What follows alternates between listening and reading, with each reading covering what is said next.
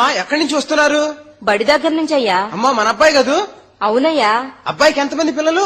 దేశంలో ఎవరు చూసినా పిల్లలు ఎంతమంది అడిగేవాళ్ళు కానీ పస్తులుంటే పలకరించే ఎదవనాయుడు లేరు. అమ్మో ఎంత మాట అన్నాడు చూడమ్మా. వాడిదేముందిలండి, ఏదో చిన్నోడు, పోనీయండి. అయితే పెళ్లి చేయాలి ఇంకా? పేరయ్య గారు, కట్నం బాగా చూడండి, పిల్ల గుణవంతరాలుగా ఉండాలి. ఏ అమ్మో, మీకు అన్ని నచ్చి పెళ్లి చేసుకోండి, పిల్ల సంగతి నాకు వదలండి, నేను చూసుకుంటా. అమ్మా ఏందిరా? నాకొద్ది సంబంధం, పెళ్లి నేను చేసుకుంటే పిల్ల సంగతి ఆయన చూసుకుంటాడంట. చిచ్చి, మాట వరుసగా అన్నాడ్రా. అదే అమ్మా.